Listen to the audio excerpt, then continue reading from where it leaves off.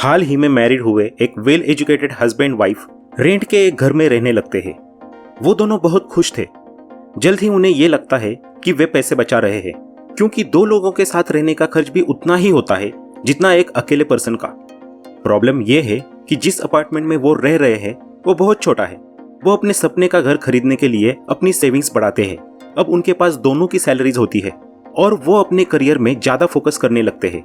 इससे उनकी इनकम बढ़ने लगती है। जैसे जैसे उनकी इनकम बढ़ने लगती है, उनके खर्चे भी बढ़ने लगते हैं। उनकी इनकम बढ़ने के कारण वो ये डिसीजन लेते हैं कि वो किराए के घर में नहीं रहेंगे, बल्कि अपने सपनों का घर खरीद लेंगे। जब वो अपना नया घर खरीदते हैं, तब एक नए टैक्स का बोझ उनके ऊपर बढ़ जाता है, जिसे प्रॉपर्टी टैक्स कहते हैं। फिर वो लोग एक नई कार खरीदते हैं, नया फर्नीचर, नया सामान खरीदते हैं, ताकि उनका घर दिखने में आलीशान लगे। एक दिन अचानक से वो अपने सपने से जागते हैं और देखते हैं कि उनके लायबिलिटीज का कॉलम भरा पड़ा हुआ है। वो कर्ज में हैं और उन्हें बहुत से मॉर्गेज लोन, क्रेडिट कार्ड के लोन चुकाने हैं।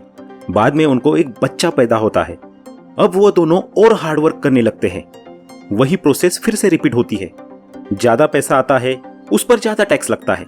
इस तरह वो रैट रेस में फंस जाते हैं। ऑथर रॉबर्ट कियोसाकी कहते हैं, मैं ऐसे यंग कपल से हर समय टकराता हूं।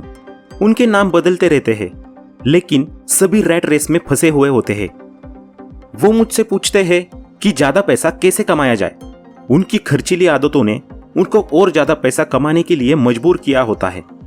वो ये नहीं समझते कि प्रॉब्लम ज्यादा पैसा कमाने की नहीं है, बल्कि उसे सही तरह से खर्च करने की है।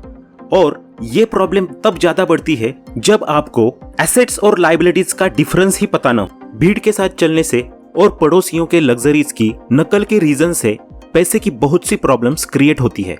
इन सब के बारे में हमें समझदारी से बैठकर सोचने की जरूरत है कि क्या मैं पैसे को यहाँ खर्च कर रहा हूँ, इस चीज की मुझे सच में जरूरत है, या फिर सिर्फ किसी और ने खरीदा इसलिए मैं ये चीज खरीद रहा हूँ।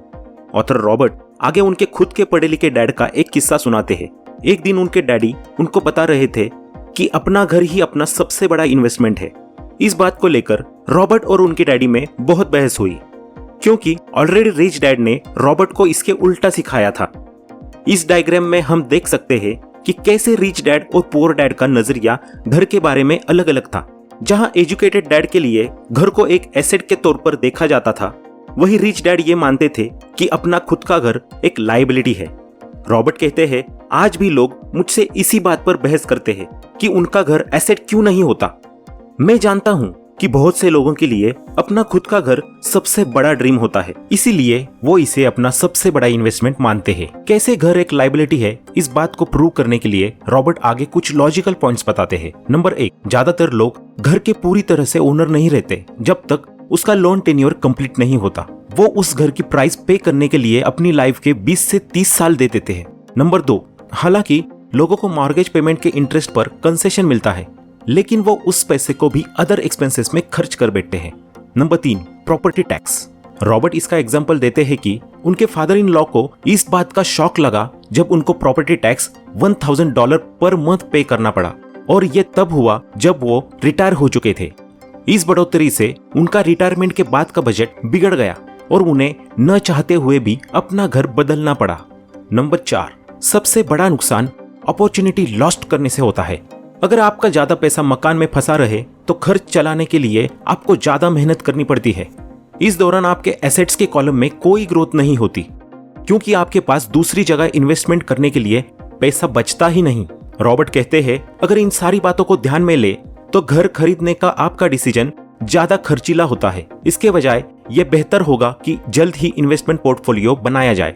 आगे रॉबर्ट कियोसाकी अपने पढ़े लिखे डैडी का और रिच डैडी का फाइनेंशियल स्टेटमेंट डायग्राम में एक्सप्लेन करते हैं।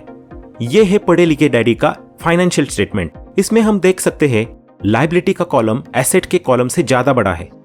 यह स्टेटमेंट रैट रेस में फंसे पर्सन का बेहतरीन एग्जाम्पल है। उनके एक्सपेंसेस हमेशा उनके इनकम से ज्यादा होते थे, इसके लिए उन्हें एसेट्स में इन्वेस्ट करने का मौका ही नहीं मिलता था। यह है रिच डैडी का फाइनेंशियल स्टेटमेंट। इस स्टेटमेंट से हमें यह पता चलता है कि अमीर और ज्यादा अमीर कैसे बनते हैं। एसेट्स के कॉलम से इतनी ज्यादा इनकम होती है कि एक्सपेंसेस आराम से मैनेज हो पाते हैं और कुछ पैसे बच भी जाते हैं, उन्हें फिर से एसेट्स में इन्वेस्ट किया जाता है। एसेट्स का कॉलम बढ़ता जाता है और उससे आने वाली इनकम भी बढ़ती जाती है। रिजल्ट में अमीर और ज्यादा अमीर बनते हैं। ऑथर रॉबर्ट कियोसाकी हमें यहाँ एक आसान लेकिन बहुत इंपॉर्टेंट सबक सिखाते हैं। अमीर एसेट्स खरीदते हैं, गरीब सिर्फ खर्चा करते हैं और मिडिल क्लास लायबिलिटीज खरीदते हैं, लेकिन वो सोचते हैं कि वो एसेट्स खरीद रहे हैं। आपको आज का ये वीडियो कैसा लगा कमेंट करके जरूर बताएं। वीडियो को लाइक और शेयर जरूर करें और अपने बुक इन्फिनिटी चैनल को सब्सक्राइब जरूर करें। अगर आपको रिच डैड और पुअर डैड इस सीरीज के इससे पहले के वीडियोस देखने हैं तो इन 2 वीडियोस पर क्लिक करें। चलो तो फिर मिलते हैं अगले वीडियो में। तब तक के लिए good bye, take care, keep learning and keep growing.